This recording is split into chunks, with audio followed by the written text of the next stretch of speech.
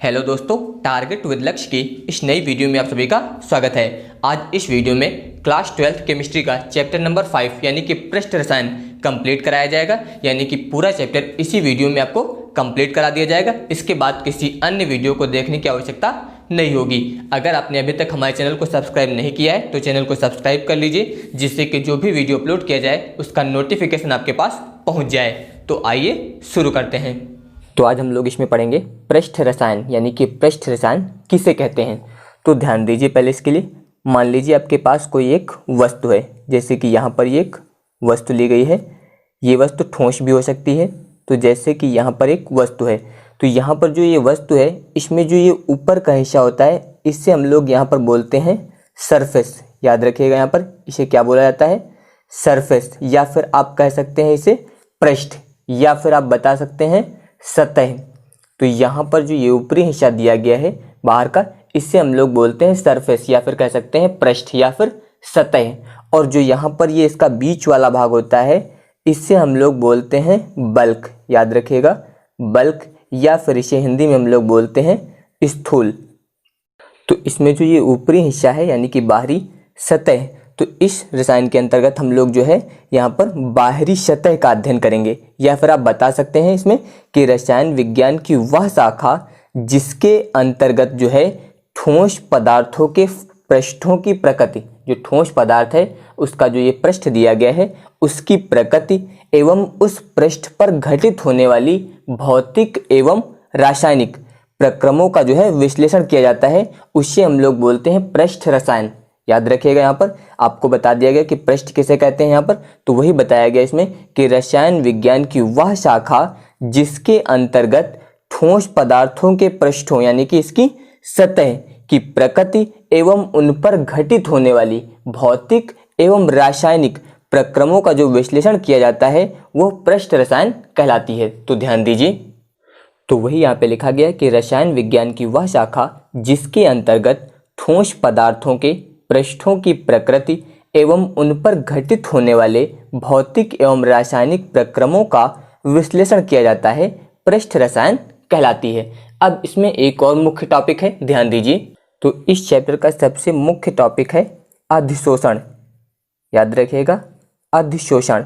तो अधिशोषण क्या होता है, अब इसके लिए आप यहाँ पर ध्यान दीजिए। जैसे कि अभी आपको यहाँ पर बताया गया कि ये कोई वस्तु है, तो यहाँ पर ये वस्तु है। जब कोई बाहरी कण या फिर कह सकते हैं कोई पदार्थ इस पर आकर चिपक जाता है, यानी कि इसके ऊपर आकर जो है एकत्रित हो जाता है इस प्रकार से, जैसे ध्यान दीजिए यहाँ पर ये एकत्रित किया जा रहा है। तो जब भी किसी वस्तु या फिर ठोस के ऊपर कोई कण या फिर पदार्थ जो है इस प्रकार से आकर बाहरी सतह पर उसकी चिपक जाता है, या फिर आप कह सकते हैं यहाँ पर एकत्रित हो जाता है, या फिर कह सकते हैं संग्रहित हो जाता है।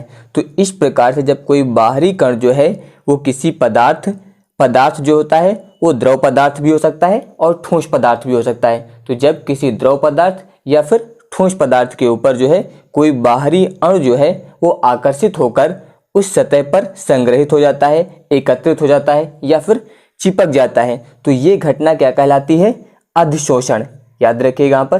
तो आपको इसमें बताया गया कि जैसे ये ठोस पदार्थ है, जरूरी नहीं कि ठोस हो, ये द्रव पदार्थ भी हो सकता है। तो जब किसी ठोस पदार्थ या फिर द्रव पदार्थ के ऊपर कोई बाहरी कण या फिर अणु जो है उस पर आकर संग्रहित हो जाता है, और इसमें याद रखिएगा केवल उसकी सतह पर, सतह भी आपको बताया गया यानी कि पृष्ठ पर, तो जब उसके पृष्ठ पर आकर एकत्रित हो जाता है तो यह घटना क्या कहलाती है, अधिशोषण। तो इसमें याद रखिएगा ये सतह पर ही एकत्रित होना चाहिए। अगर कोई पदार्थ जो है इसके मध्य में चला गया यानी कि अंदर चला गया तो वो क्रिया अधिशोषण ना होकर उससे हम लोग बोलते हैं अवशोषण। याद रखिएगा यहाँ पर। फिर वो क्रिया क्या होती है, अवशोषण। जब कोई पदार्थ इसके मध्य में यानी कि इसके अंदर तक चला जाता है, और जब कोई इसके बाहरी सतह पर आकर चिपक जाता है तो वो घटना क्या कहलाती है, अधिशोषण। और जब इसके अंदर चला जाता है तो वो क्या कहलाता है, अवशोषण। तो अधिशोषण की क्रिया जो है ये ठोस पदार्थ या फिर द्रव पदार्थ की केवल सतह पर होती है, और यह प्रक्रम जो होता है वो तेजी से होता है, यानी कि यह एक प्रकार का तीव्र प्रक्रम होता है। और अधिशोषण प्रक्रम में जो है ठोस पदार्थ जिस पर अवशोषित होता है, यानी कि ध्यान दीजिए यहाँ पर ये पदार्थ आपको बताया गया था, तो इसके ऊपर ये पदार्थ आकर यहाँ पर चिपक रहा है। तो जिस पदार्थ के ऊपर चिपक रहा है इसको हम लोग बोलते हैं अधिशोषक। याद रखिएगा यहाँ पर ये पदार्थ कहलाएगा यहाँ पर अधिशोषक। जो आपको पदार्थ दिया गया है यानी कि जिसकी सतह पर ये अणु यानी कि आकर चिपक रहे हैं, तो ये जो पदार्थ दिया गया था आपको ये यहाँ पर कहलाता है अधिशोषक। और जो ये अणु यानी कि जो ये बाहर आकर इस प्रकार से संग्रहित हो रहे हैं या चिपक रहे हैं ये कहलाते हैं अधिशोष्य। जो बाहर से आकर चिपकते हैं इस पर यानी कि संग्रहित होते हैं ये कहलाते हैं अधिशोष्य, और जिस पर चिपकते हैं वो पदार्थ कहलाता है अधिशोषक। तो इसमें ये याद रखना है आपको। तो अब इसमें ध्यान दीजिए एक बार फिर से कि जब भी किसी ठोस पदार्थ यानी कि जैसा कि आपको यहाँ पर ये दिया गया है, तो जब किसी ठोस पदार्थ या फिर द्रव पदार्थ की सतह पर, सतह का मतलब आपको बताया गया कि जैसे यहाँ पर ये कोई ठोस पदार्थ लिया गया है और इस ठोस पदार्थ की सतह पर जो है कोई अणु आकर संग्रहित हो जाता है, इसके पृष्ठ पर जो है आकर एकत्रित हो जाता है। तो एकत्रित होने की जो घटना है ये घटना क्या कहलाती है? अधिशोषण कहलाती है। और यहाँ पर जिसके ऊपर ये अणु आकर चिपक रहे हैं यानी कि ये जो ठोस पदार्थ लिया गया था ये ठोस पदार्थ कहलाता है अधिशोषक। याद रखना है आपको, ये ठोस पदार्थ यहाँ पर अधिशोषक होता है। और जो बाहरी अणु यानी कि जो कण आकर इस पर चिपकते हैं ये कण यहाँ पर कहलाते हैं अधिशोष्य। तो जो बाहरी पदार्थ यानी कि जो कण आकर उस पर संग्रहित होते हैं उन्हें बोला जाता है अधिशोष्य, और जिस पर अवशोषित होते हैं यानी कि यहाँ पर वो पदार्थ कहलाता है अधिशोषक। तो अब ध्यान दीजिए इसमें, तो वही यहाँ पे दिया गया है कि ठोस पदार्थों या द्रव पदार्थों की सतह पर अणुओं का आकर्षित होना यानी कि जो बाहरी अणु आकर उसकी सतह पर आकर्षित होते हैं। तो वही यहाँ पे बताया गया कि ठोस पदार्थों या फिर द्रव पदार्थों की सतह पर अणुओं का आकर्षित होना तथा पृष्ठ पर संग्रहित हो जाना यानी कि उसके पृष्ठ यानी कि सतह पर आकर जो है वो एकत्रित हो जाते हैं यानी कि चिपक जाते हैं। तो वही यहाँ पे बताया गया है कि आकर्षित होना तथा पृष्ठ पर संग्रहित हो जाना अधिशोषण कहलाता है। तो ये घटना क्या कहलाती है? अधिशोषण। फिर आगे बताया गया इसमें कि अधिशोषण एक सतही तथा तीव्र प्रक्रम है, यानी कि अधिशोषण की जो घटना है वो सतह पर होती है यानी कि पृष्ठ पर होती है और यह तीव्र प्रक्रम है। इसके अलावा अधिशोषण प्रक्रम में वह ठोस पदार्थ जिस पर अधिशोषण होता है यानी कि जिस पर बाहरी कण आकर चिपकते हैं वह पदार्थ जो है यहाँ पर क्या कहलाता है? अधिशोषक कहलाता है। वही यहाँ पे दिया गया है कि अधिशोषण प्रक्रम में वह ठोस पदार्थ जिस पर अधिशोषण होता है वह अधिशोषक कहलाता है, जबकि अधिशोषित पदार्थ यानी कि जो बाहर से आकर उस पर चिपकता है यानी कि जैसे कि वो गैस भी हो सकती है अथवा द्रव भी हो सकता है। तो वही बताया गया कि जबकि अधिशोषित पदार्थ जो है वो अधिशोष्य कहलाता है। तो ये मुख्य पॉइंट आपको याद रखना है, जिस पर आके संग्रहित होते हैं वो अधिशोषक और जो पदार्थ आकर बाहर से एकत्रित होते हैं यानी कि संग्रहित होते हैं वो अधिशोष्य कहलाते हैं। इसके बाद अधिशोषण के प्रकार। तो अधिशोषण जो होता है वो दो प्रकार का होता है, इसमें याद रखिएगा। पहला होता है भौतिक अधिशोषण। भौतिक अधिशोषण। इसके अलावा जो दूसरा होता है उसे हम लोग यहाँ पर बोलते हैं रासायनिक अधिशोषण। तो एक होता है भौतिक अधिशोषण और इसके अलावा दूसरा यहाँ पर होता है रासायनिक अधिशोषण। तो अब इसमें ध्यान दीजिए, यहाँ पर अभी आपको इसमें बताया गया था कि जो ठोस पदार्थ होता है यानी कि जो पदार्थ होता है जिसके ऊपर आकर अणु चिपकते हैं वो यहाँ पर होता है अधिशोषक। तो इस अधिशोषक के ऊपर जो अणु आकर इसकी सतह पर एकत्रित हो जाते हैं यानी कि संग्रहित हो जाते हैं ये यहाँ पर कहलाते हैं अधिशोष्य। तो यहाँ पर ये अधिशोषक और अधिशोष्य इन दोनों के बीच में जो है एक बल कार्य करता है यानी कि ये एक बल के द्वारा जो है जुड़े होते हैं, और ये जिस बल द्वारा यहाँ पर जुड़े होते हैं उस बल को यहाँ पर बोला जाता है वान डर वाल्स बल। याद रखिएगा, यहाँ पर इस बल को बोलते हैं वान डर वाल्स बल। तो इस बल के द्वारा अधिशोष्य और अधिशोषक जो होते हैं वो संबंधित होते हैं, और यहाँ पर ये बल जो होता है एक प्रकार का कमजोर बल कह सकते हैं आप इसे, यानी कि ये बहुत ही नाजुक बल होता है। तो यहाँ पर अधिशोष्य और जो अधिशोषक होते हैं वो एक दुर्बल बल यानी कि वान डर वाल्स बल द्वारा संबंधित होते हैं। दुर्बल बल का मतलब जैसे कि मान लीजिए किसी कार के ऊपर जो है मिट्टी चिपक जाए, तो जो कार के ऊपर आकर मिट्टी चिपक जाती है तो अगर उस पर हाथ आप ऐसे मार देंगे तो वो पूरी गाड़ी वहाँ पर साफ हो जाती है, यानी कि जो धूल के कण होते हैं वो उससे साफ हो जाते हैं। तो धूल के कण जो होते हैं वो कार पर चिपके होते हैं पहले, लेकिन वो चिपके होते हैं किस बल के द्वारा? एक प्रकार से आप कह सकते हैं वहाँ पर वान डर वाल्स बल के द्वारा। यहाँ पर याद रखिएगा ये वान डर वाल है, यहाँ पर रा होता है, तो ये वान डर वाल बल के द्वारा जो है संबंधित होते हैं। तो कार जो है हाथ मारने से साफ हो जाती है। इसका मतलब वहाँ पर जो धूल के कण उस कार से संबंधित होते हैं वो बहुत ही दुर्बल यानी कि एक प्रकार से कमजोर बल द्वारा वहाँ पर बंधे होते हैं। तो उसी प्रकार यहाँ पर ये वान डर वाल्स बल जो होता है ये बहुत ही कमजोर होता है। तो इसमें आप बता सकते हैं कि इस प्रकार के अधिशोषण में अधिशोष्य और अधिशोषक के मध्य उपस्थित आकर्षण बल जो होता है वो दुर्बल वान डर वाल बल होता है।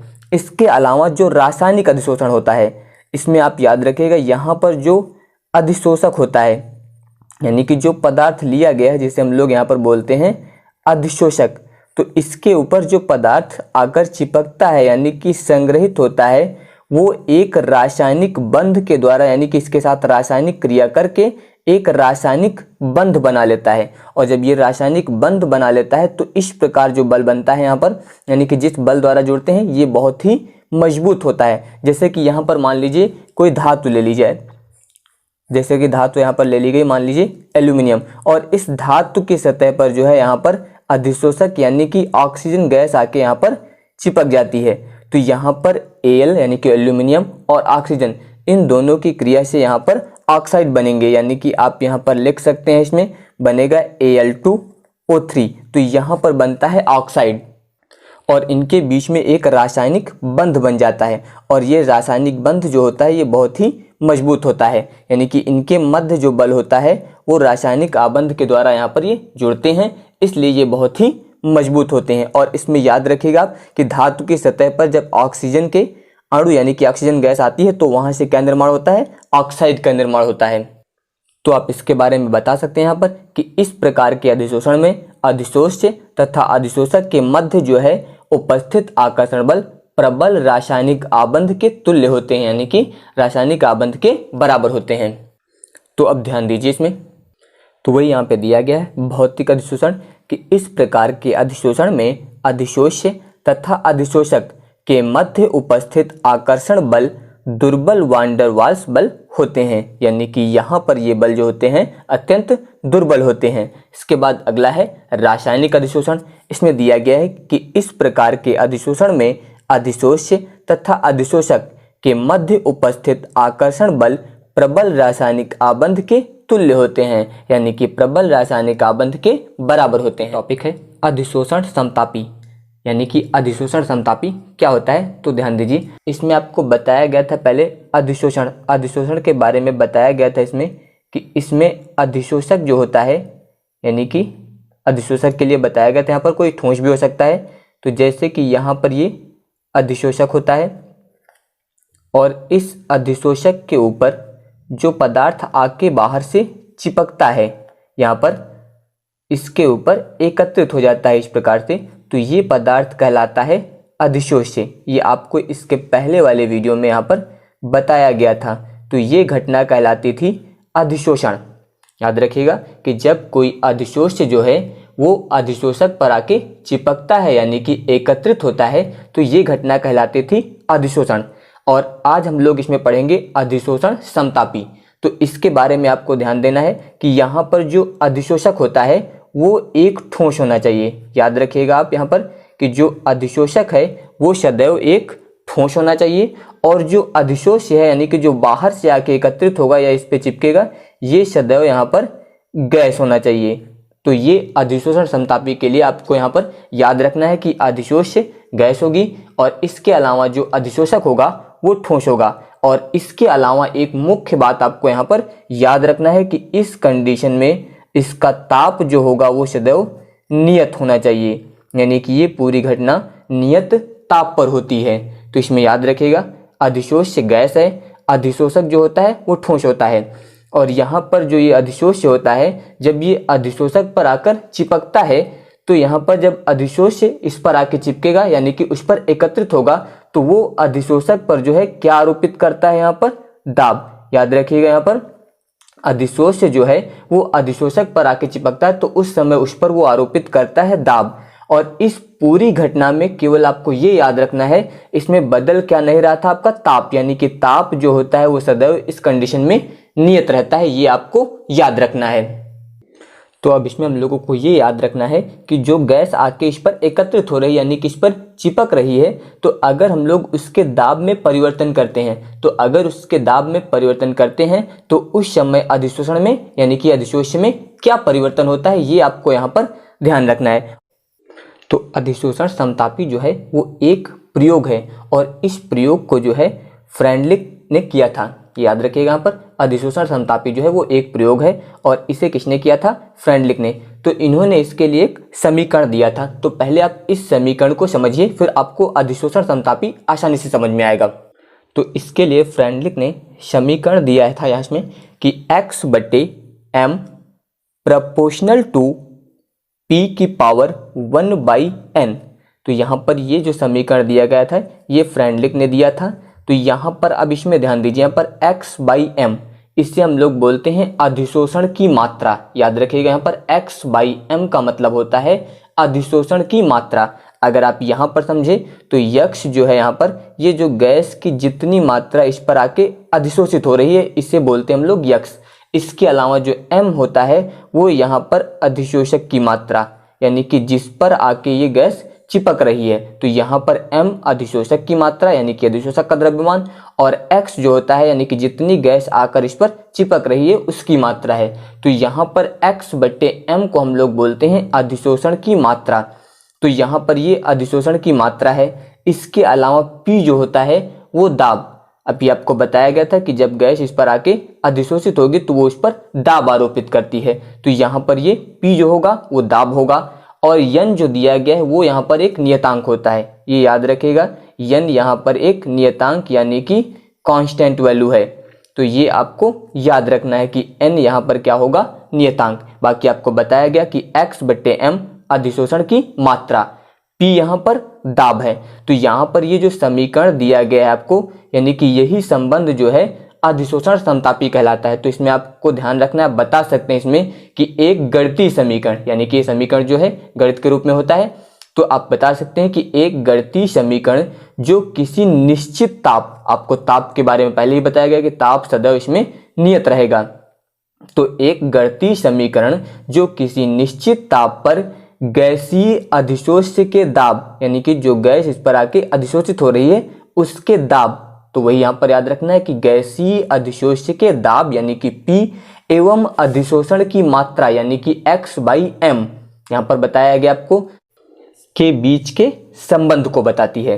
तो यहाँ पर यही समीकरण जो है वो अधिशोषण समतापी कहलाता है। तो अगर आप इसे ध्यान दीजिए, यहाँ पर फिर से ध्यान दीजिए, एक गणितीय समीकरण जो किसी निश्चित ताप पर गैसीय अधिशोष्य के दाब यानी कि P एवं अधिशोषण की मात्रा x/m के बीच संबंध बताती है, अधिशोषण समतापी कहलाती है। तो यहाँ पर ये जो समीकरण दिया गया है यही समीकरण जो है ये अधिशोषण समतापी कहलाता है। तो अब ध्यान दीजिए आप, तो वही यहाँ पे परिभाषा में लिखा गया है कि एक गणितीय समीकरण जो किसी निश्चित ताप पर गैसीय अधिशोष्य के दाब यानी कि P एवं अधिशोषण की मात्रा के बीच के संबंध को बताती है, अधिशोषण समतापी कहलाती है। तो ये आपको इसमें याद रखना है कि गणितीय समीकरण जो किसी निश्चित ताप पर गैसीय अधिशोष्य के दाब यानी कि P एवं अधिशोषण की मात्रा यानी कि x/m बता सकते हैं के बीच के संबंध को बताती है, अधिशोषण समतापी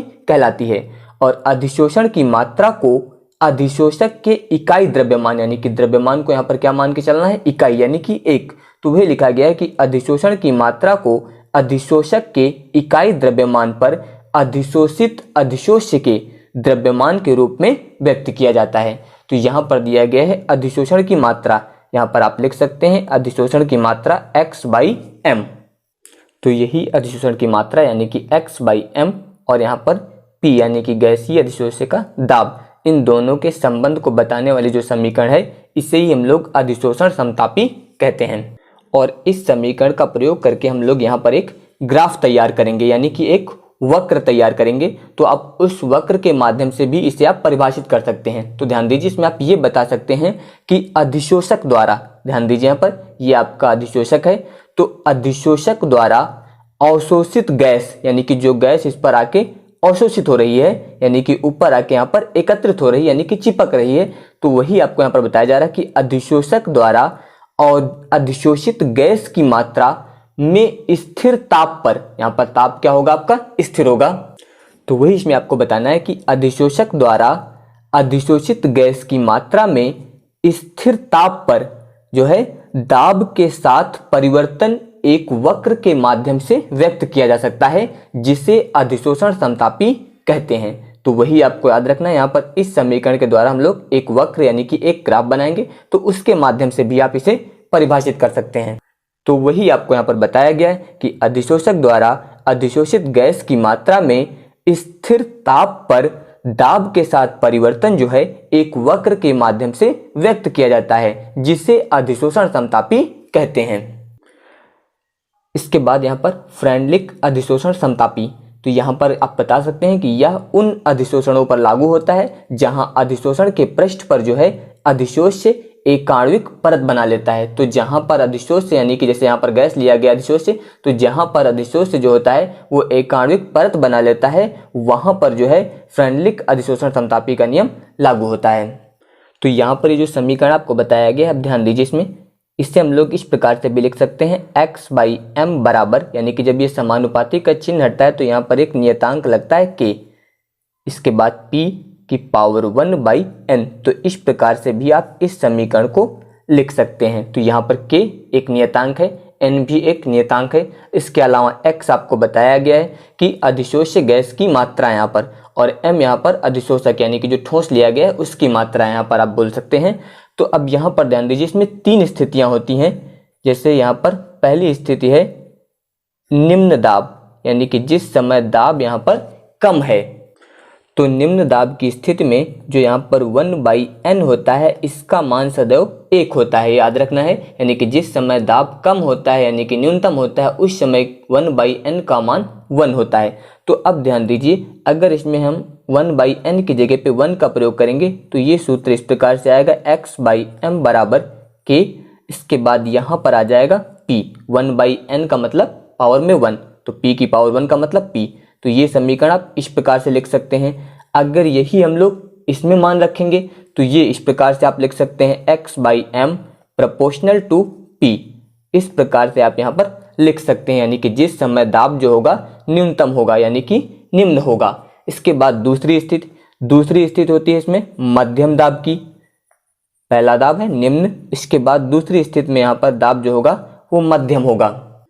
और मध्यम दाब के लिए समीकरण सेम वही होता है जो अभी आपको बताया गया था, यानी कि x/m प्रोपोर्शनल टू p की पावर 1/n, या फिर इसे लिख सकते हैं आप x/m यहाँ पर बराबर नियतांक आ जाएगा k, फिर p की पावर 1/ यहाँ पर n। तो ये याद रखना है, मध्यम दाब के लिए समीकरण सेम वही होता है जो आपको बताया गया था अभी, लेकिन इसमें आपको कंडीशन यहाँ पर याद रखनी है कि इसमें जो 1/n होता है इसका मान सदैव 1 से अधिक होता है। याद रखिएगा, निम्न दाब में 1/n का मान 1 होता है, लेकिन जो मध्यम दाब होता है उसके लिए यहाँ पर इसका मान सदैव 1 से अधिक होता है। ये पॉइंट आपको यहाँ पर याद रखना है। अब इसके बाद तीसरी स्थिति है उच्च दाब की, यानी कि जिस समय दाब जो है वो सबसे अधिक है। तो यहाँ पर उच्च दाब, और उच्च दाब की स्थिति में जो 1/n होता है, इस 1/n का मान होता है 0। तो अब 1/n 0 हो गया। तो अब ध्यान दीजिए यहाँ पर, अब हम लोग इसमें मान रखेंगे तो ये आएगा x/m यहाँ पर बराबर, इसके बाद k, फिर p की पावर 1/n। तो p की पावर 1/n का मान 0 हो जाएगा, यानी कि यहाँ पर आप इसे इस प्रकार से लिखेंगे x/m बराबर p की पावर 0, इसका मतलब इसका मान 1। तो यहाँ पर आ जाएगा k इस प्रकार से।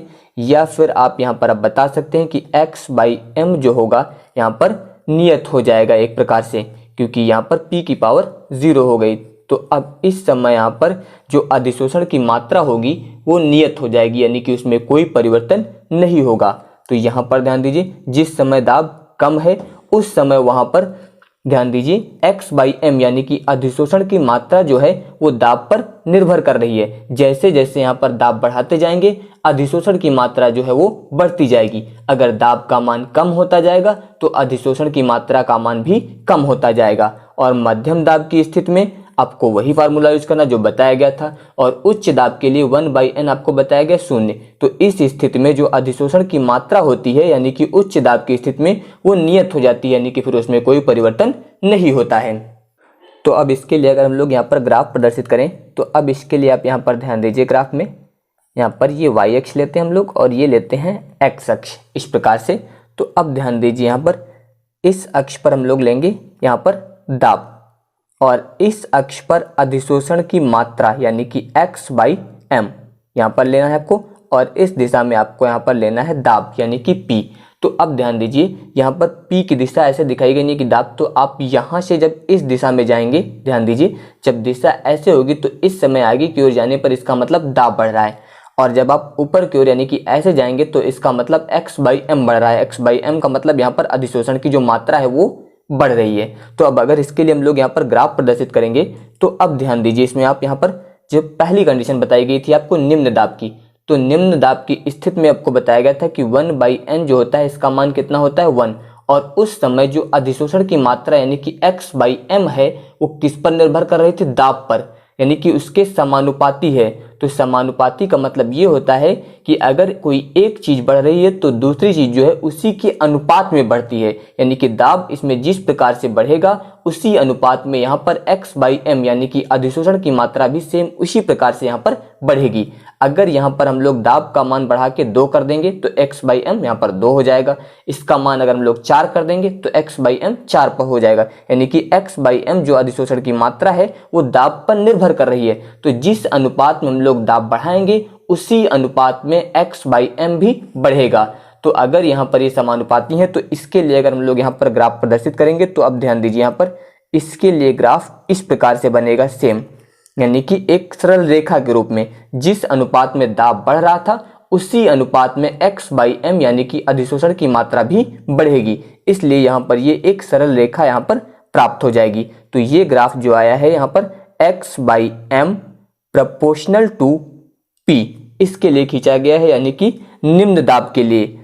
और निम्न दाब की स्थिति में दाब आपका यहाँ पर कम मान के चलना है। इसके बाद मध्यम दाब यानी कि मध्यम दाब की स्थिति के लिए आ जाइए, तो यहाँ पर आ जाइए। यहाँ पर बताया गया था कि x/m प्रोपोर्शनल टू p की पावर 1/n इसकी पावर पर निर्भर कर रहा है। इसलिए अब यहाँ पर इसके लिए ग्राफ जो बनेगा वो इस प्रकार से बनेगा।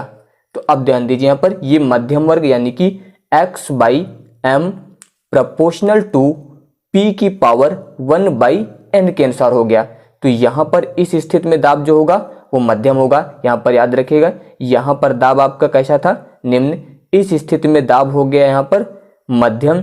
अब इसके बाद जो तीसरी कंडीशन थी उच्च दाब की, और उच्च दाब की कंडीशन में आपको बताया गया कि x/m जो होता है वो नियत होता है, यानी कि आप दाब जब उच्च कर देंगे यानी कि दाब को जब बढ़ा देंगे तो उस समय x/m यानी कि अधिशोषण की मात्रा जो है वो नियत हो जाती है। नियत का मतलब स्थिर हो जाती है, उसमें कोई परिवर्तन नहीं होता है। तो अब इसके लिए यहाँ पर अगर ग्राफ प्रदर्शित करेंगे तो अब ध्यान दीजिए यहाँ पर आप दाब चाहे जितना बढ़ाएंगे, इसके बाद अगर आप दाब बढ़ाते जाएंगे उच्च दाब पर तो इसके बाद अब यहाँ पर जो x/m है इसकी मात्रा में कोई परिवर्तन नहीं होगा। इसलिए यहाँ पर भी एक सरल रेखा के रूप में इस प्रकार से इसका ग्राफ बनेगा, क्योंकि इसमें कोई परिवर्तन नहीं होगा, ना तो ये बढ़ेगा और ना ही घटेगा। घटने का मतलब x/m का ग्राफ नीचे की ओर आए और बढ़ने का मतलब x/m का ग्राफ ऊपर की ओर जाए, लेकिन ये ना तो ऊपर जा रहा है ना ही नीचे आ रहा है। इसका मतलब यहाँ पर x/m जो है वो क्या हो गया, नियत हो गया, यानी कि स्थिर हो गया। तो ये यहाँ पर कंडीशन उच्च दाब की है, यानी कि x/m का मान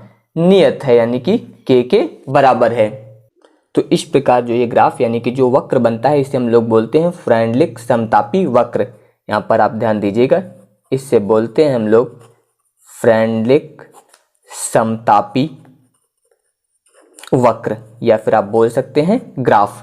तो यहाँ पर इसी ग्राफ के माध्यम से हम लोग अधिशोषण समतापी को व्यक्त करते हैं, यानी कि प्रदर्शित करते हैं। उत्प्रेरक यानी कि उत्प्रेरक क्या होता है, तो अब ध्यान दीजिए यहाँ पर उत्प्रेरक के लिए, जैसे कि यहाँ पर मान लेते हैं हम लोग कोई अभिक्रिया है, यहाँ पर आपको ध्यान देना है इसमें एक अभिक्रिया लेते हैं हम लोग जिसमें यहाँ पर अभिकारक मान लेते हैं ए है और दूसरा अभिकारक बी। इन दोनों की क्रिया से यहाँ पर बनता है सी यानी कि उत्पाद। तो यहाँ पर ये दोनों अभिकारक ए और बी हैं, इससे उत्पाद आपका बना है सी। तो यहाँ पर ध्यान दीजिए, हम लोग मान लेते हैं कि ये जो अभिक्रिया हुई है इस अभिक्रिया की दर या फिर कह सकते हैं अभिक्रिया की दर या फिर वेग। तो यहाँ पर जो ये अभिक्रिया हुई है इसका वेग यहाँ पर हम लोग मान लेते हैं थोड़ी देर के लिए, इस अभिक्रिया का वेग यहाँ पर है 2 mole litre inverse second inverse. ये यहाँ पर हम लोगों ने मान लिया है इतना कि ये जो अभिक्रिया हुई है यहाँ पर यानी कि A प्लस B, इससे क्या बना है आपका उत्पाद C। तो ये अभिक्रिया जो यहाँ पर हुई है इस अभिक्रिया का वेग हम लोगों ने मान लिया कि 2 mole litre inverse second inverse है। अब मान लीजिए यहाँ पर कोई पदार्थ इसमें मिलाया गया यानी कि D। तो यहाँ पर जब हम लोग इस पदार्थ D को मिलाते हैं इसमें, तो D मिलाने पर इस अभिक्रिया का वेग जो है अब हम लोग मान लेते हैं कि ये हो गया है 5 mole litre inverse second inverse.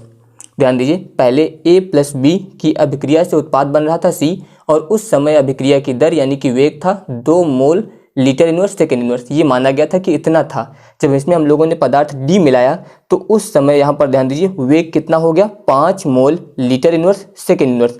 तो अब यहाँ पर ध्यान दीजिए, इस पदार्थ को मिलाने से इस अभिक्रिया का वेग बढ़ गया और ये आवश्यक नहीं कि बढ़ जाए, वेग घट भी सकता था यानी कि हो सकता है वेग और कम हो जाता है। यहाँ पर वेग जो होता है ये इतना हो जाता है यानी कि 1 mole litre inverse second inverse.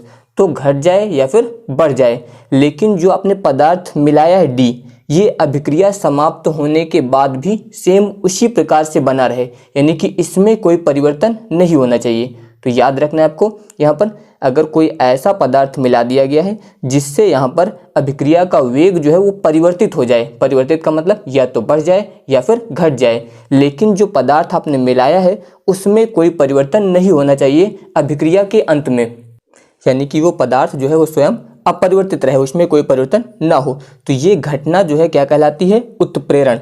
याद रखिएगा, ये पूरी घटना कहलाती है उत्प्रेरण। और इस घटना में जो पदार्थ मिलाया गया है यानी कि D, इससे हम लोग बोलते हैं यहाँ पर उत्प्रेरक।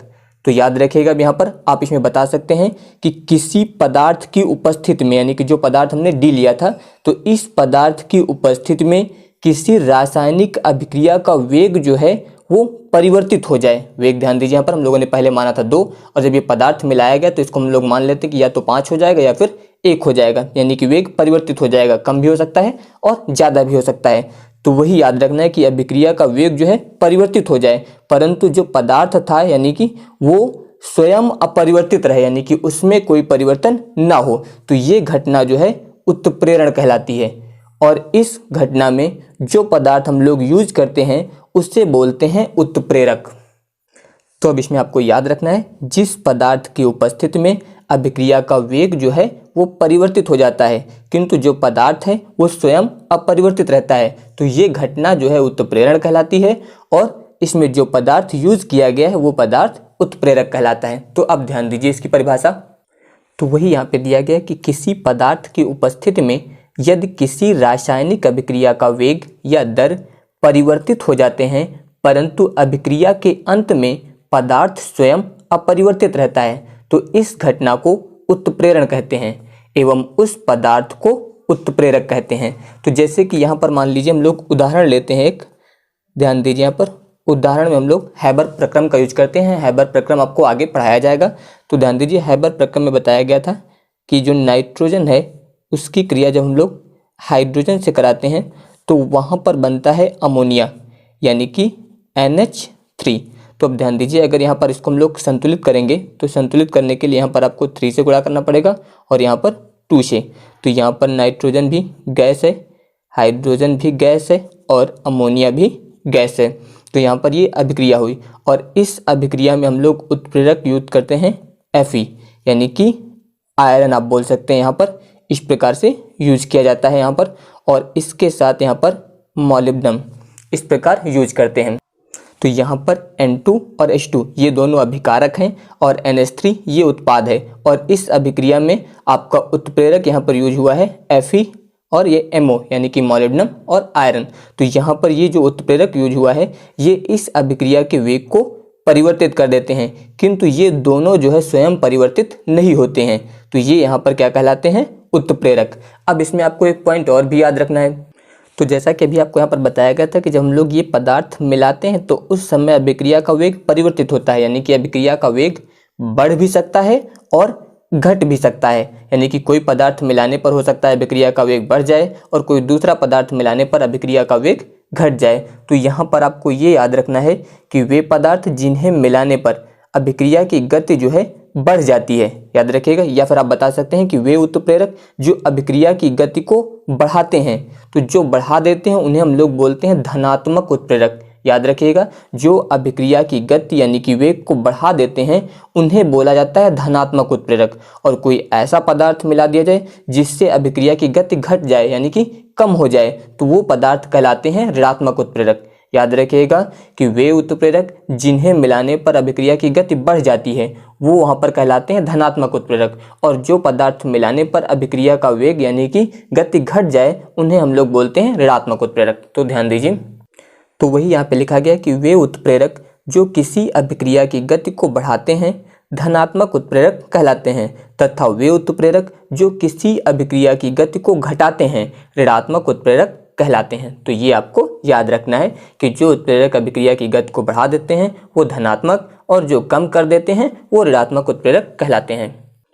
इसके बाद है उत्प्रेरण का वर्गीकरण, यानी कि उत्प्रेरण कितने प्रकार का होता है। तो अब ध्यान दीजिए, इसमें पहला है समांगी उत्प्रेरण। तो समांगी उत्प्रेरण क्या होता है, इसके लिए पहले आप उदाहरण ध्यान दीजिए तो आपको ये टॉपिक आसानी से समझ में आ जाएगा। जैसे कि यहाँ पर ध्यान दीजिए, यहाँ पर हम लोग लेते हैं SO2 और प्लस O2, ये दो यहाँ पर लिए गए हैं और इसकी क्रिया से यहाँ पर बनता है SO3। इस प्रकार से यहाँ पर SO2 यानी कि सल्फर डाइऑक्साइड, O2 यानी कि ऑक्सीजन और यहाँ पर SO3, इससे यहाँ पर हम लोग बोलते हैं सल्फर ट्राई ऑक्साइड। तो अब यहाँ पर ध्यान दीजिए, SO2 यहाँ पर गैस है, O2 भी यहाँ पर गैस है और SO3 ये भी यहाँ पर गैस है। अगर यहाँ पर हम लोग उत्प्रेरक NO का यूज करें यानी कि नाइट्रस ऑक्साइड, ये भी यहाँ पर गैस है, तो यहाँ पर ध्यान दीजिए अभिकारक गैस है, उत्पाद आपका गैस है और जो उत्प्रेरक आपने यूज किया है वो भी गैस है। यानी कि अभिकारक, उत्पाद और उत्प्रेरक तीनों एक ही अवस्था में हैं। तो अब याद रखिएगा इसमें कि जब अभिकारक और इसके अलावा उत्पाद और उत्प्रेरक एक ही प्रावस्था में होते हैं, एक ही प्रावस्था का मतलब जैसे कि यहाँ पर ध्यान दीजिए सभी गैस हैं तो इसका मतलब ये एक ही प्रावस्था में है। अगर यहाँ पर सभी लिक्विड होंगे तब भी एक ही प्रावस्था में होंगे, अगर सभी ठोस होंगे तो यहाँ पर सभी एक ही प्रावस्था में होंगे। तो एक ही प्रावस्था का मतलब यहाँ पर आपको याद रखना है, अगर यहाँ पर ये सभी गैस हैं तो इसी प्रकार से यहाँ पर होने चाहिए, यानी कि अभिकारक भी गैस है, उत्पाद भी गैस है और यहाँ पर उत्प्रेरक भी गैस है। तो अगर ये सभी एक ही प्रावस्था में होते हैं तो यहाँ पर जो उत्प्रेरक हम लोग यूज करते हैं वो कहलाता है समांगी उत्प्रेरण। तो आप इसमें बता सकते हैं कि जब उत्प्रेरक और अभिकारक दोनों समान प्रावस्था में होते हैं तो उत्प्रेरण जो है वो समांगी उत्प्रेरण कहलाता है। तो वही यहाँ पे दिया गया है कि जब उत्प्रेरक एवं अभिकारक समान प्रावस्था में होते हैं तो उत्प्रेरण समांगी उत्प्रेरण कहलाता है। और यहाँ पर चाहे तो आप इस समीकरण को संतुलित करके भी लिख सकते हैं। ध्यान दीजिए, यहाँ पर आपको 2 से गुणा करना है और इधर भी यहाँ पर 2 से गुणा होगा, तो ये समीकरण यहाँ पर संतुलित हो जाएगा।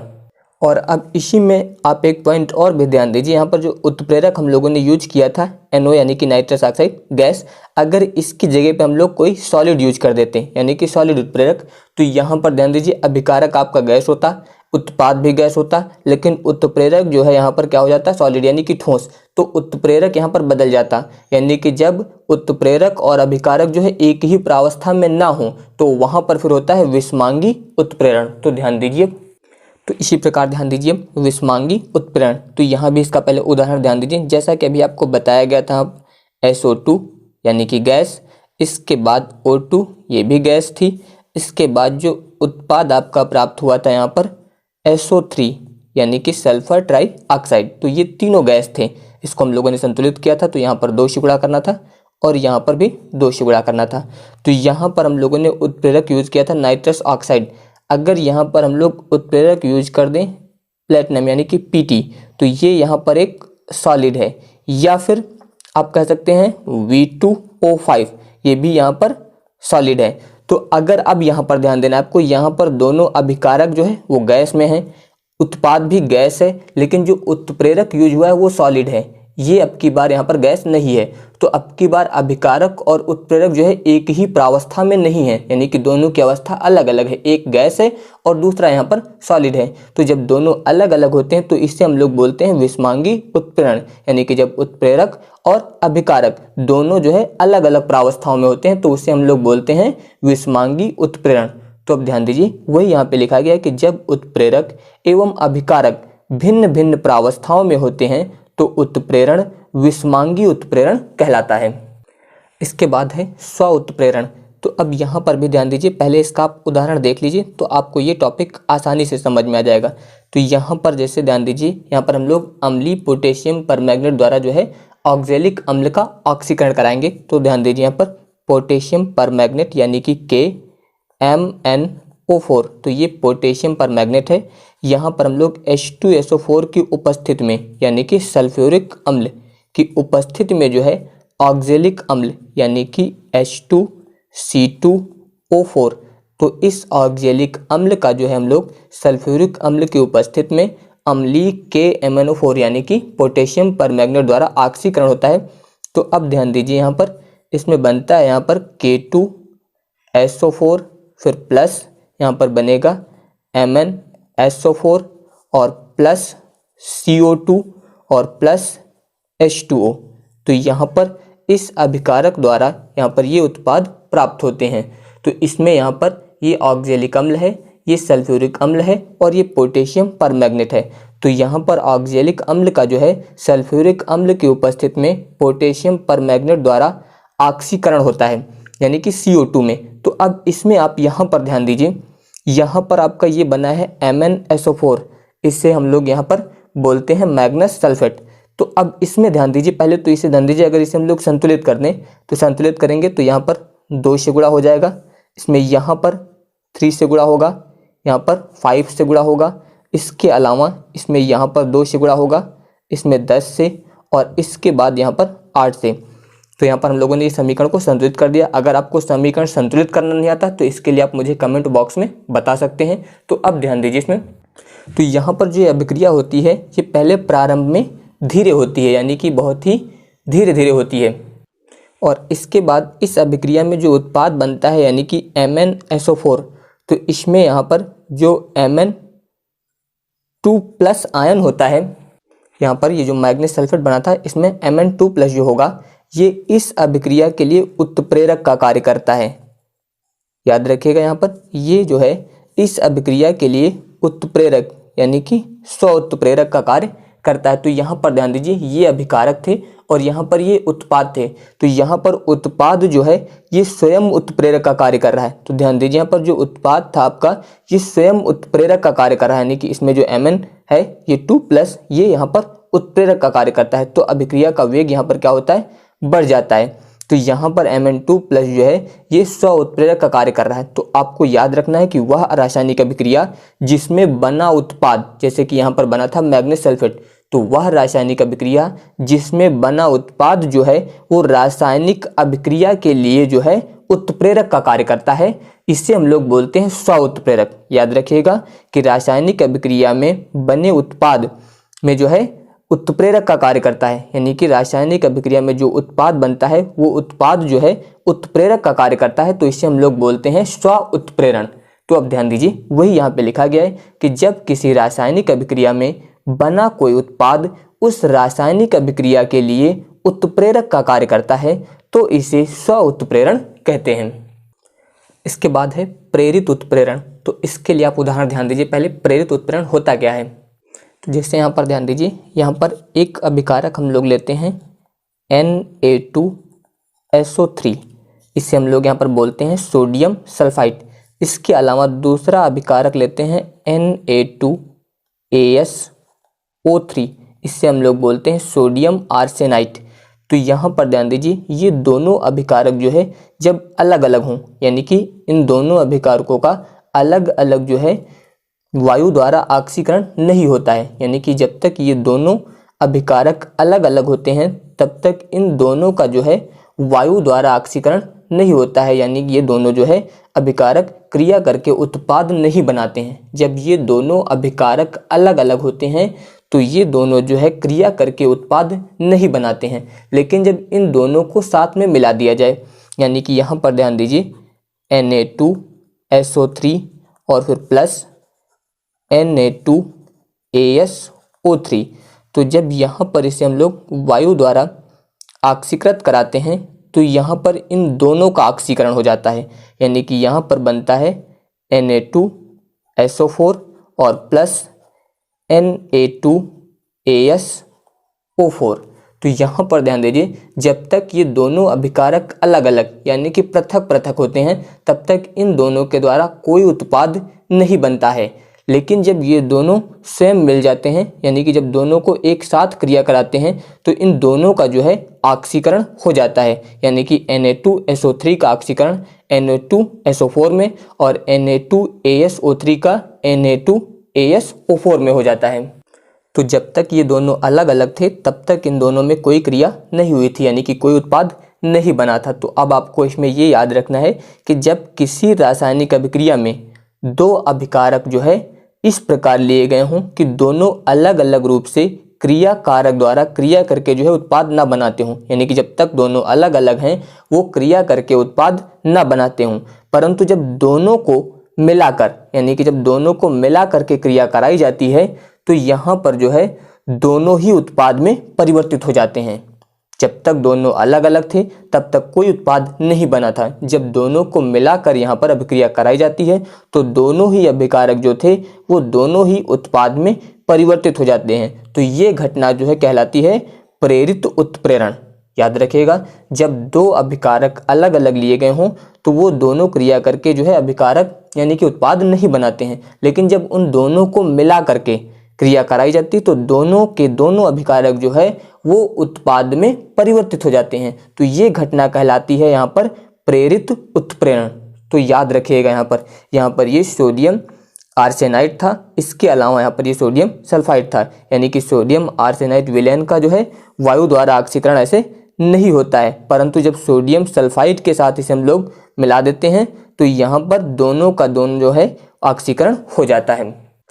तो अब ध्यान दीजिए परिभाषा, तो वही यहाँ पे दिया गया है कि जब किसी रासायनिक अभिक्रिया में दो अभिकारक इस प्रकार लिए गए हों कि पृथक पृथक रूप से क्रिया कारक क्रिया करके उत्पाद न बनाते हों, यानी कि कोई उत्पाद न बनता हो जब तक वो अलग अलग हों, परंतु जब दोनों क्रिया कारकों यानी कि जब दोनों अभिकारकों को मिलाकर क्रिया कराई जाती है तो दोनों ही उत्पाद में परिवर्तित हो जाते हैं, तब यह घटना प्रेरित उत्प्रेरण कहलाती है।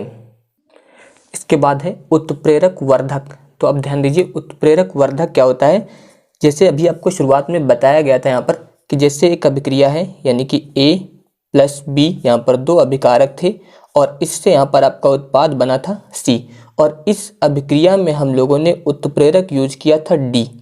तो यहाँ पर जो ये उत्प्रेरक D यूज करते हैं, ये उत्प्रेरक इन दोनों अभिकारकों की सहायता करता है, यानी कि इन दोनों अभिकारकों के वेग में परिवर्तन करता है। तो यहाँ पर ये उत्प्रेरक जो था वो इस अभिकारक की सहायता करता है, लेकिन इसमें कोई एक ऐसा पदार्थ और मिला लिया जाए जो इस उत्प्रेरक की सहायता करे, यानी कि इसकी सक्रियता को बढ़ा दे। तो जो पदार्थ आपने अलग से और मिलाया है जो उत्प्रेरक की सहायता कर रहा है, यानी कि इसके द्वारा उत्प्रेरक की सक्रियता को बढ़ा रहा है, उससे हम लोग बोलते हैं उत्प्रेरक वर्धक। याद रखिएगा, यहाँ पर ऐसा पदार्थ जो उत्प्रेरक की सक्रियता को बढ़ा देता है, यानी कि उसकी कार्य करने की क्षमता को बढ़ा देता है, उस पदार्थ को हम लोग बोलते हैं उत्प्रेरक वर्धक। और यहाँ पर ये आवश्यक नहीं कि जो आपने पदार्थ मिलाया ये इसके वेग को यहाँ पर यानी कि उत्प्रेरक की सक्रियता को बढ़ा दे। हो सकता है कोई ऐसा पदार्थ हो जो उत्प्रेरक की सक्रियता को घटा भी सकता है, तो अगर वो बढ़ा देगा तो उससे बोलते हैं उत्प्रेरक वर्धक। लेकिन अगर यही पदार्थ जो है उत्प्रेरक की सक्रियता को कम कर दे यानी कि घटा दे तो इससे हम लोग बोलते हैं फिर उत्प्रेरक विष। याद रखिएगा, जब ये पदार्थ उत्प्रेरक की सक्रियता को बढ़ा देता है तो इससे हम लोग बोलते हैं उत्प्रेरक वर्धक। लेकिन अगर यही पदार्थ उत्प्रेरक की सक्रियता को कम कर देता है या फिर नष्ट कर देता है तो इससे हम लोग बोलते हैं उत्प्रेरक विष। जैसे कि मान लीजिए यहाँ पर हम लोग उदाहरण लेते हैं जल गैस से मिथिल अल्कोहल के निर्माण का। जल गैस यानी कि लिख सकते हैं आप CO+H2, इससे यहाँ पर बनता है मेथिल अल्कोहल यानी कि CH3OH। तो यहाँ पर ध्यान दीजिए, यहाँ पर उत्प्रेरक होता है आपका CuO यानी कि कॉपर ऑक्साइड, और यहाँ पर ध्यान दीजिए, यहाँ पर हम लोग जो पदार्थ अलग से यूज करते हैं यानी कि ZnO+Cr2O3। तो यहाँ पर जो ये पदार्थ यूज हुआ है इससे हम लोग यहाँ पर बोलते हैं उत्प्रेरक वर्धक, यानी कि ये उत्प्रेरक की सक्रियता को बढ़ा देता है। और अगर इस समीकरण को हम लोग यहाँ पर संतुलित करें तो यहाँ पर आपको 2 से गुणा करना पड़ेगा। तो अब इसमें आप यहाँ पर ध्यान दीजिए, तो यहाँ पर CuO ये उत्प्रेरक था, यहाँ पर जो आपने पदार्थ मिलाया ZnO+Cr2O3, तो ये पदार्थ जो है उत्प्रेरक की सक्रियता को बढ़ा रहा है, इसलिए यहाँ पर ये पदार्थ कहलाता है उत्प्रेरक वर्धक। तो वही बताया गया था इसमें कि वे पदार्थ जो स्वयं जो है यानी कि ये रासायनिक अभिक्रिया में स्वयं भाग नहीं लेते हैं, लेकिन ये उत्प्रेरक के कार्य करने की क्षमता यानी कि उसकी सक्रियता को बढ़ा देते हैं, वो उत्प्रेरक वर्धक कहलाते हैं। तो अब ध्यान दीजिए, वही यहाँ पे लिखा गया है कि वे पदार्थ जो स्वयं किसी रासायनिक अभिक्रिया के लिए उत्प्रेरक का कार्य नहीं करते, यानी कि स्वयं जो है उत्प्रेरक का कार्य नहीं करते, किंतु उनकी उपस्थिति के कारण उत्प्रेरक की सक्रियता बढ़ जाती है, उत्प्रेरक वर्धक कहलाते हैं। तो याद रखिएगा, वे पदार्थ जो स्वयं रासायनिक अभिक्रिया के लिए उत्प्रेरक का कार्य नहीं करते, यानी कि वे खुद जो है उत्प्रेरक का कार्य नहीं करते, किंतु इन पदार्थों की उपस्थिति में जो उत्प्रेरक होता है उसकी सक्रियता बढ़ जाती है, तो वे पदार्थ उत्प्रेरक वर्धक कहलाते हैं। इसके बाद है उत्प्रेरक विष। आपको बताया गया है यहाँ पर कोई ऐसा पदार्थ जिसकी उपस्थिति में जो है उत्प्रेरक की सक्रियता कम हो जाती है, उससे हम लोग बोलते हैं उत्प्रेरक विष, या फिर पूरी नष्ट हो जाती है। तो यहाँ पे लिखा गया कि वे पदार्थ जो किसी उत्प्रेरक की उत्प्रेरण क्षमता को कम अथवा पूर्णतया नष्ट कर देते हैं, उत्प्रेरक विष कहलाते हैं।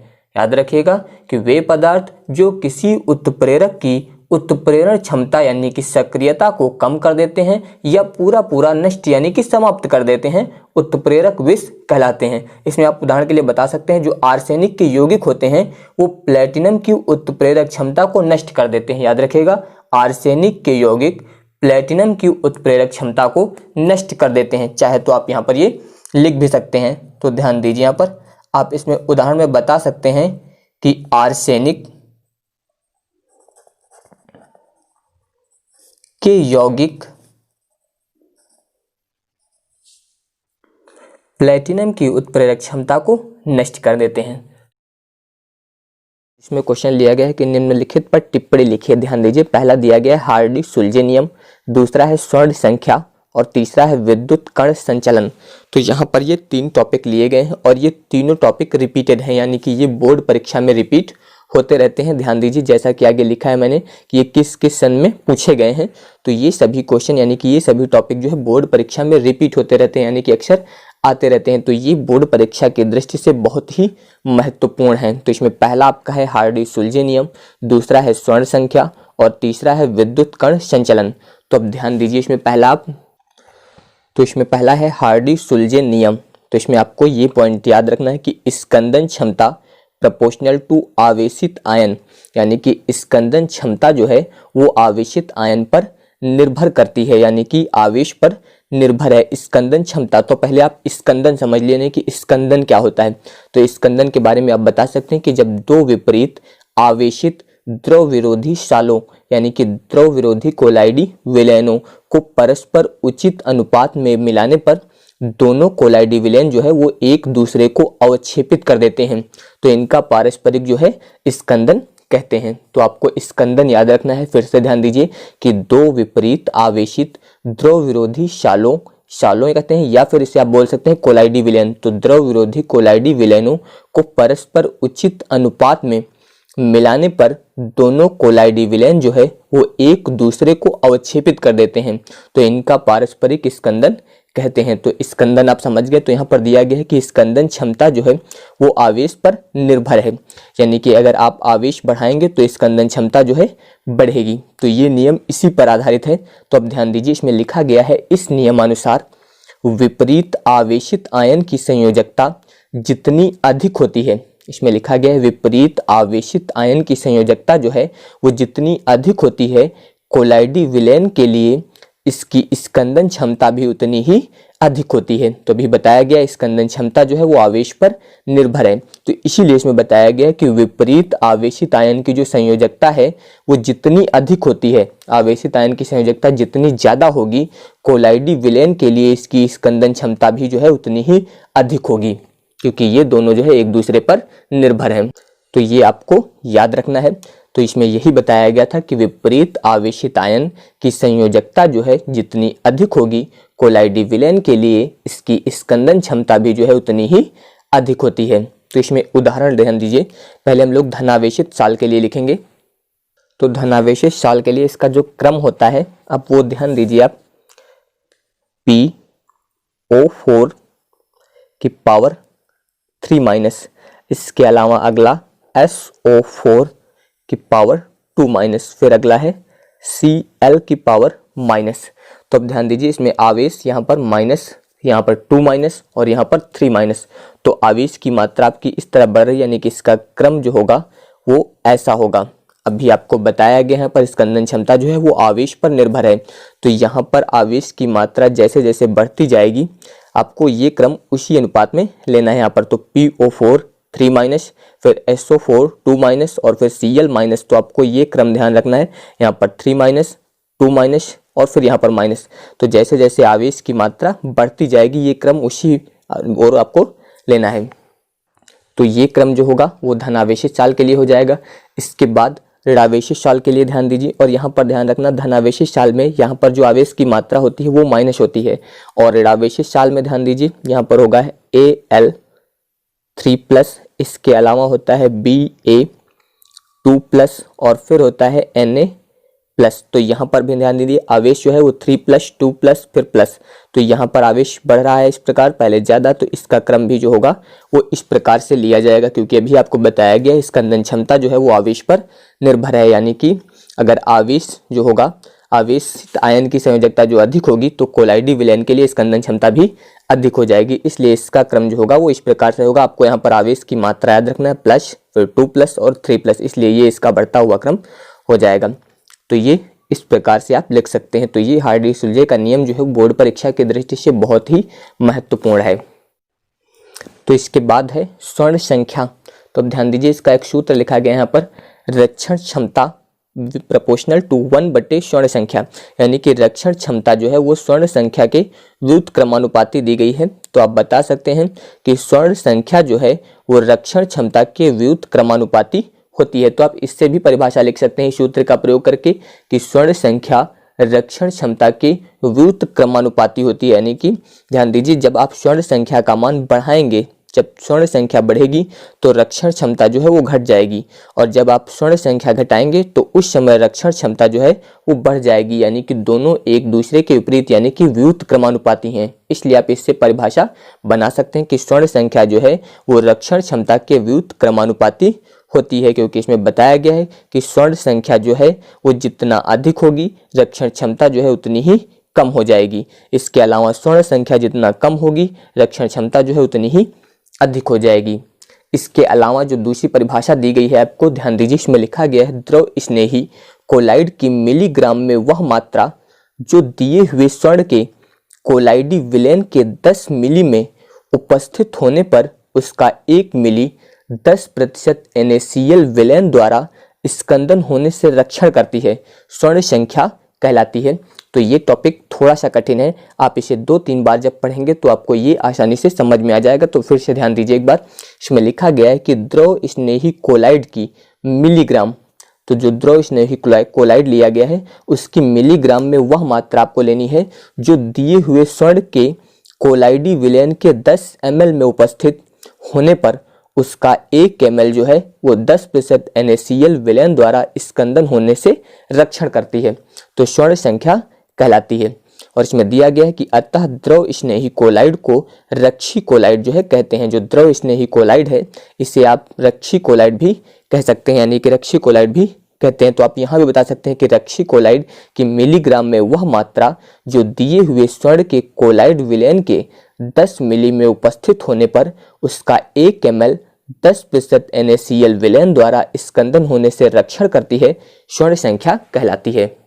और इसमें दिया गया है कि किसी रक्षी कोलाइड की स्वर्ण संख्या जितनी अधिक होती है, वो आपको इसी सूत्र के अनुसार बताया जा रहा है जो अभी आपको बताया गया था।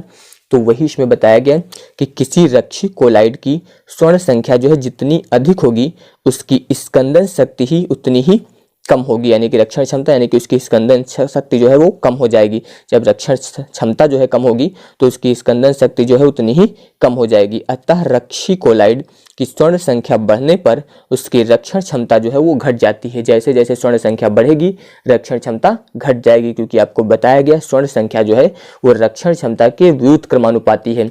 इसलिए इसमें बताया गया कि किसी रक्षी कोलाइड की स्वर्ण संख्या जितनी अधिक होती है उसकी स्कंदन शक्ति जो है उतनी ही कम होती है। अतः रक्षी कोलाइड की स्वर्ण संख्या बढ़ने पर उसकी रक्षण क्षमता जो है वो घट जाती है। इसके बाद अगला है विद्युत कण संचलन, यानी कि विद्युत कण संचलन क्या होता है। तो ध्यान दीजिए इसमें लिखा है कि विद्युत क्षेत्र के प्रभाव में कोलाइड कण विपरीत आवेश वाले इलेक्ट्रोड की ओर गमन करते हैं। तो इसमें यह बताया गया है कि विद्युत क्षेत्र के प्रभाव में जो कोलाइड कण हैं वो विपरीत आवेश वाले इलेक्ट्रोड की ओर गमन करते हैं, यानी कि विपरीत आवेश वाले इलेक्ट्रोड की ओर गति करते हैं। विद्युत क्षेत्र के प्रभाव में कोलाइड कणों का इस प्रकार जो है इलेक्ट्रोड की ओर अभिगमन विद्युत कण संचलन कहलाता है। तो ये आपको आसानी से समझ में आ जाएगा। इसमें ध्यान रखना है आपको, इसमें यह बताया गया है कि विद्युत क्षेत्र के प्रभाव में जो है कोलाइड कण जो है वो विपरीत आवेश वाले इलेक्ट्रोड की ओर गमन करते हैं, यानी कि विपरीत आवेश वाले इलेक्ट्रोड की ओर गति करते हैं। तो विद्युत क्षेत्र के प्रभाव में जो है कोलाइड कणों का इस प्रकार इलेक्ट्रोड की ओर जो अभिगमन होता है यानी कि गति करते हैं उसे ही विद्युत कण संचलन कहते हैं। तो इसमें उदाहरण लिया गया है कि FeOH का होल थ्राइस सॉल यानी कि कोलाइडी विलेन के कोलाइडी विलेन में, तो इसमें वही लिखा गया है कि FeOH का होल थ्राइस सॉल के कोलाइडी विलेन में उपस्थित FeOH होल थ्राइस के कोलाइडी कण धनावेशित होते हैं। तो इसमें यह बताया गया है FeOH होल थ्राइस के सॉल में जो कोलाइडी कण होते हैं वो धनावेशित होते हैं, और जब इस विलेन को U आकार की नली में भरकर विद्युत धारा प्रवाहित की जाती है, तो जब इसके विलेन को जो है U आकार की नली में भरकर विद्युत धारा प्रवाहित की जाती है तो FeOH का होल थ्राइस के धनावेशित कोलाइडी कण स्वतः ही इलेक्ट्रोड की ओर गति करते हैं। इसे ही विद्युत कण संचलन कहते हैं। तो इसमें यह बताया गया है कि FeOH का होल थ्राइस इसे बोलते हैं फेरिक हाइड्रोक्साइड। तो FeOH का होल थ्राइस यानी कि फेरिक हाइड्रोक्साइड, तो आप बता सकते हैं कि फेरिक हाइड्रोक्साइड के कोलाइडी विलेन में उपस्थित जो फेरिक हाइड्रोक्साइड के कोलाइडी कण होते हैं वो धनावेशित होते हैं, और जब इन कणों को U आकार की नली में भरकर, यानी कि जब इसके विलेन को यानी कि फेरिक हाइड्रोक्साइड के विलेन को जब U आकार की नली में भरकर विद्युत धारा प्रवाहित की जाती है तो फेरिक हाइड्रोक्साइड के धनावेशित कोलाइडी कण जो है वो स्वतः ही इलेक्ट्रोड की ओर गति करने लगते हैं। इसे ही जो है विद्युत कण संचलन कहते हैं। क्वेश्चन लिया गया है कोलाइडी विलेन की परिभाषा दीजिए तथा कोलाइडों के मुख्य गुण भी लिखिए। तो अब ध्यान दीजिए ये क्वेश्चन कितने प्रकार से आ सकता है पेपर में और इसके कितने भाग हो सकते हैं। तो अब ध्यान दीजिए जिसे यहाँ पर दिया गया था कोलाइडी विलेन की परिभाषा दीजिए तथा कोलाइडों के मुख्य गुण भी लिखिए। तो इसमें भी दो क्वेश्चन हो सकते हैं, यानी कि इसमें आपसे या तो कोलाइडी विलेन की परिभाषा पूछी जा सकती है केवल, या फिर कोलाइडों के मुख्य गुण पूछे जा सकते हैं। यानी कि आपसे क्वेश्चन पूछा जा सकता है कि कोलाइडी विलेन की परिभाषा दीजिए। इसके अलावा दूसरा क्वेश्चन पूछा जा सकता है कोलाइडों के मुख्य गुण बताइए या उनकी व्याख्या कीजिए। तो इसमें भी दो क्वेश्चन हो सकते हैं। इसके अलावा ध्यान दीजिए जैसे कि क्वेश्चन आया है कोलाइडी विलेन के प्रकाशीय गुणों की व्याख्या कीजिए। तो ये भी इसी से संबंधित है कि कोलाइडी विलेन के प्रकाशीय गुणों की व्याख्या कीजिए। तो ये क्वेश्चन जो है इस प्रकार से भी आ सकता है। इसके अलावा इसमें पूछा जा सकता है कि ब्राउनी गति पर संक्षिप्त टिप्पणी लिखिए। तो अब ध्यान दीजिए यहाँ पर आया ब्राउनी गति, तो ये भी इसी से संबंधित है क्योंकि यहाँ पर दिया गया था कोलाइडों के मुख्य गुण भी लिखिए। तो ये कोलाइडी विलेन का एक गुण है, यानी कि ब्राउनी गति, या फिर इसे बोलते हैं गतिज गुण। तो ये इसी का एक गुण है, इसलिए ये भी एक क्वेश्चन बन जाएगा आपका कि ब्राउनी गति पर संक्षिप्त टिप्पणी लिखिए या ब्राउनी गति किसे कहते हैं। इसके अलावा दिया गया था टिंडल प्रभाव को समझाइए। तो टिंडल प्रभाव भी जो है इसी से संबंधित है।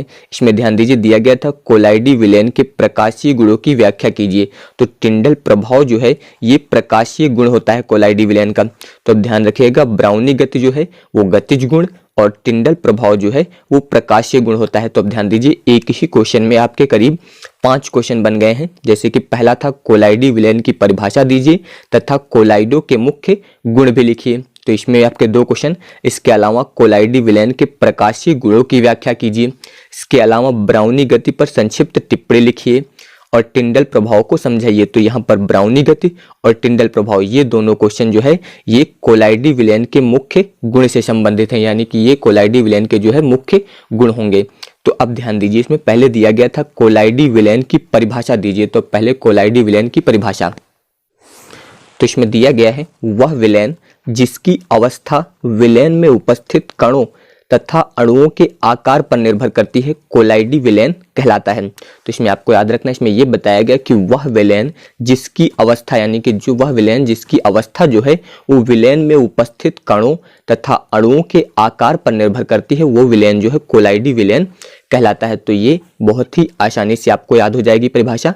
वह विलयन जिसकी अवस्था जो है वो विलयन में उपस्थित कणों और अणुओं के आकार पर निर्भर करती है, वो कोलाइडी विलयन कहलाता है। यानी कि आपको वो विलयन लेना है जो उसी विलयन में उपस्थित कणों और उसके अणुओं के आकार पर जो है उसकी अवस्था निर्भर करती है, तो वो विलयन जो है कोलाइडी विलयन कहलाता है। और इसमें दिया गया है इस प्रकार के विलयनों में पदार्थ के कणों का आकार जो होता है वो 1 नैनोमीटर या 10 एंगस्ट्राम तथा 1000 नैनोमीटर या 100 एंगस्ट्राम के मध्य होता है। तो इसमें आपको ये भी पॉइंट याद रखना है, इसमें दिया गया है कि इस प्रकार के विलयन यानी कि कोलाइडी विलयन में जो है विलयन में पदार्थ के कणों का आकार जो होता है वो 1 नैनोमीटर या फिर 10 एंगस्ट्राम और इसके अलावा 1000 नैनोमीटर या 100 एंगस्ट्राम के मध्य यानी कि इनके बीच होता है। इसके बाद कोलाइडी विलयन के गुण, तो अब ध्यान दीजिए। तो पहला गुण है ब्राउनी गति या गतिज गुण। तो इसे ब्राउनी गति या फिर गतिज गुण भी कहते हैं। तो अब ध्यान दीजिए, ब्राउनी गति क्या होती है। इसमें दिया गया कोलाइडी कण सदैव तीव्र गति से टेढ़े मेढ़े गमन करते हुए प्रतीत होते हैं। यानी कि जो कोलाइडी विलयन में कोलाइडी कण उपस्थित होते हैं वे कण जो है वो सदैव तेज गति से जो है टेढ़े मेढ़े गमन करते हुए प्रतीत होते हैं।